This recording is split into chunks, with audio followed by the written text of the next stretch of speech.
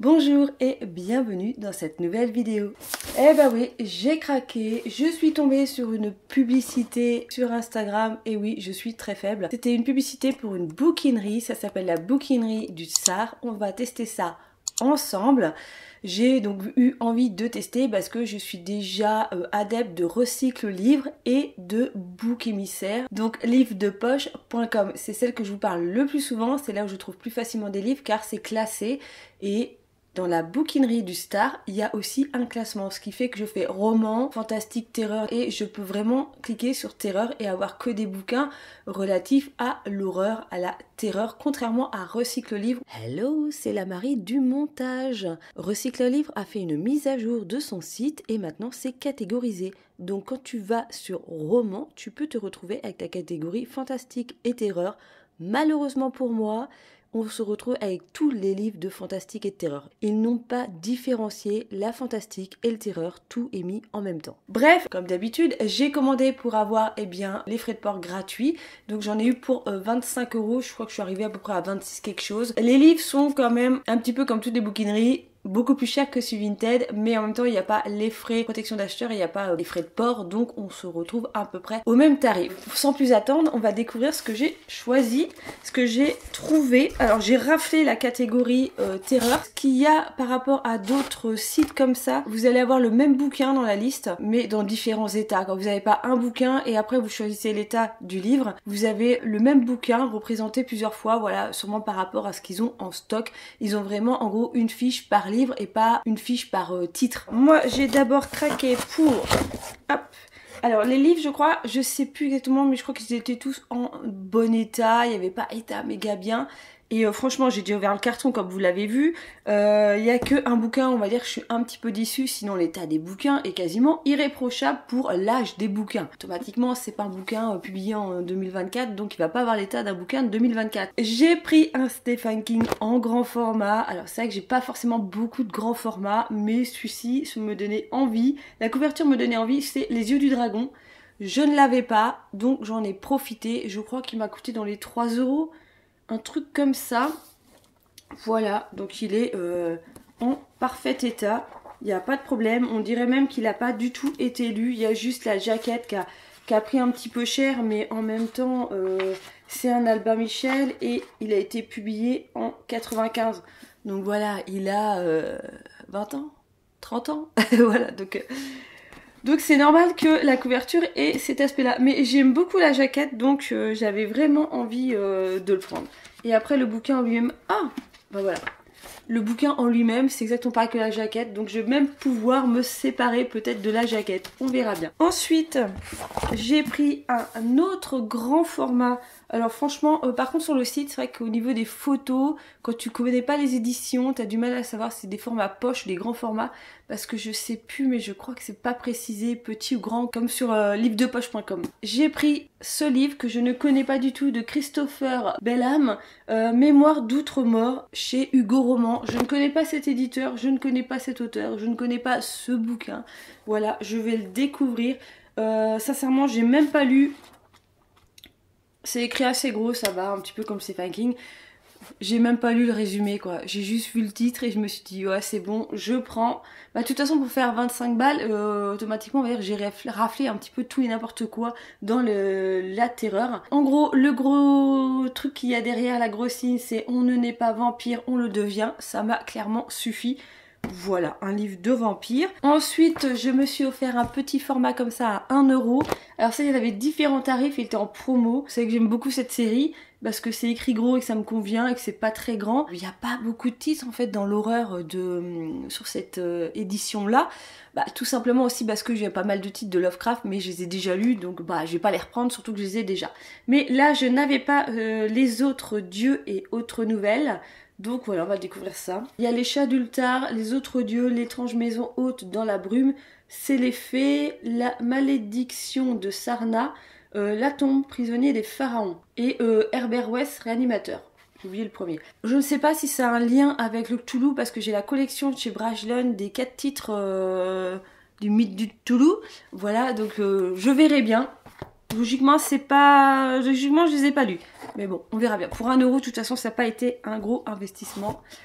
Ensuite, j'ai trouvé un Peter James. Je connais cet auteur parce que je l'ai dans ma wishlist. Je l'avais dans ma wishlist Amazon. Et j'ai donc pris La Maison des Oubliés. Je ne sais pas ce que ça vaut. C'est un thriller. On verra bien. Apparemment, c'est pas non plus un auteur qui fait des trucs de ouf. J'avais envie de tester quand même et de me faire ma propre idée sur cet auteur. Donc j'ai pris La Maison des Oubliés. J'espère sincèrement que ça parle d'une maison hantée parce que sinon je vais être royalement déçue. Voilà, c'est encore un titre que je l'ai pris juste par rapport au titre, à la couverture. Moi, vous savez que je suis très influençable par rapport aux couvertures. Donc voilà, un Peter James, je vais enfin pouvoir tester. Alors ensuite, j'ai pris un Graham Masterton. Ils en avaient plein, mais comme j'en ai déjà pas mal à lire, j'avais pas envie d'avoir une surabondance de Masterton. Voilà, à pu savoir quoi en faire. Donc j'ai pris Tengu.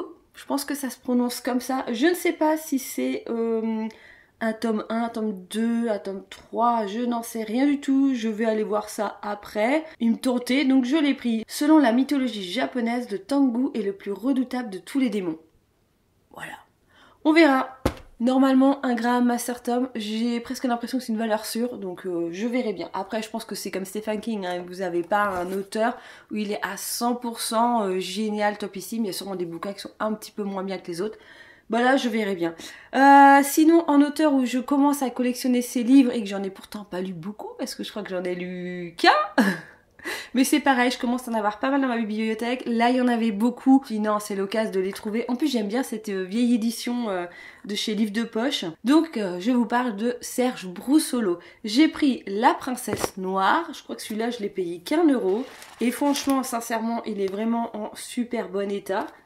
Voilà. J'ai pris Le Manoir des Sortilèges. C'est pareil, j'ai pas trop regardé de quoi ça parlait, les couvertures m'intéressaient. Là, on est avec un écuyer. Alors si, celui-là, j'ai regardé de quoi ça parlait.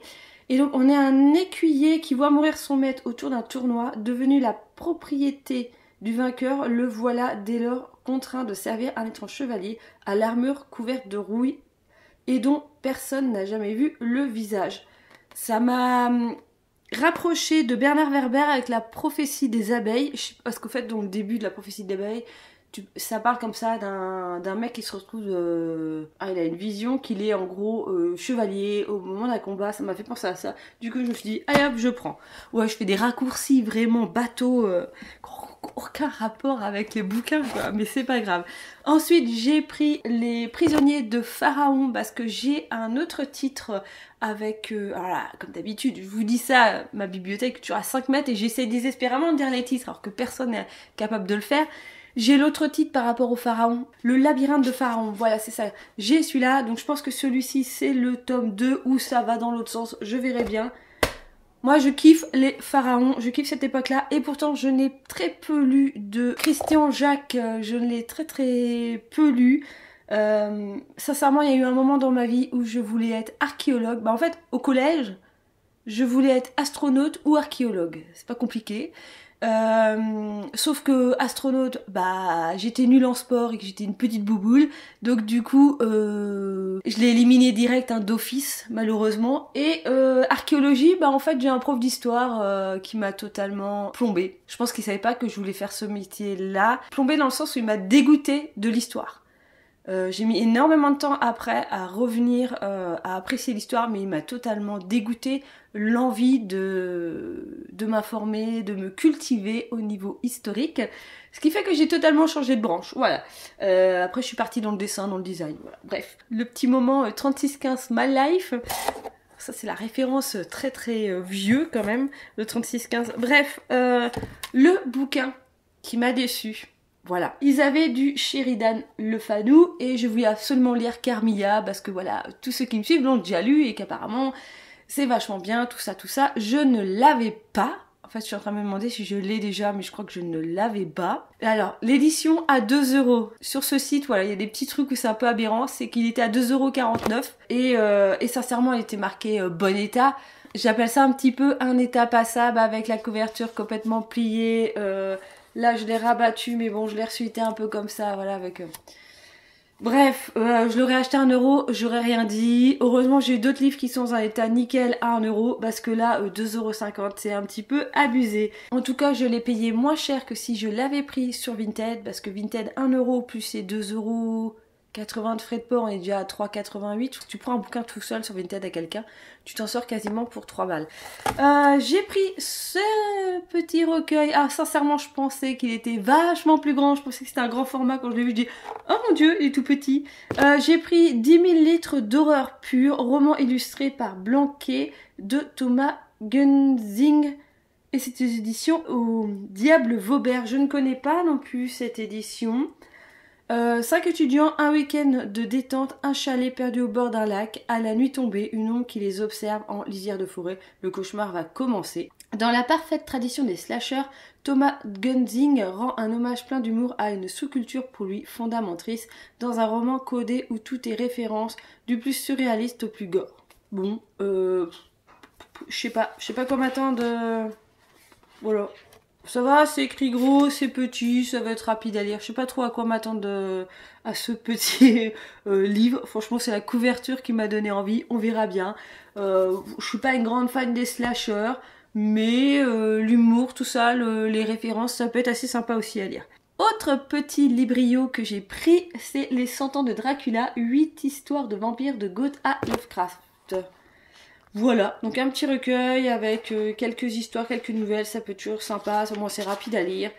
Donc nous avons du Goethe, nous avons du Polidori, du Théophile Gautier, du Cramford, du Stoker, Bram Stoker, l'invité de Dracula. Nous avons Claude Asquet, du Jean Ray et du Lovecraft. La maison maudite. Bon bah je vais en double. Voilà. Vu qu'il est dans l'autre recueil que je vous ai présenté. C'est l'inconvénient des recueils de nouvelles, c'est que des fois tu as des trucs en double comme ça. Bon bref, celui-là je l'ai payé aussi 1 euro, donc on va pas se plaindre. Et enfin le dernier livre que j'ai acheté, c'est Creuse la mort de Paul Clément. Voilà, donc c'est en fait, j'ai lu de l'arrière, je me suis dit oh ça a l'air trop bon. Que feriez-vous si chaque nuit une fosse était creusée dans votre jardin? Vous la rebouchez, une nouvelle vous y attend le lendemain, vous interrogez les autorités, nul vous répond. Enfoncez-vous dans l'horreur avec Creuse la mort. Et ça a été élu meilleur thriller polar à suspense aux Indé Awards 2017. La bonne idée de l'ouvrir et de voir qu'il était dédicacé. Parce qu'en fait au début j'ai vu Pour Marie-France, bienvenue dans mon univers avec ce thriller fantastique à glacer le sang, bonne lecture et méfiance signé Paul.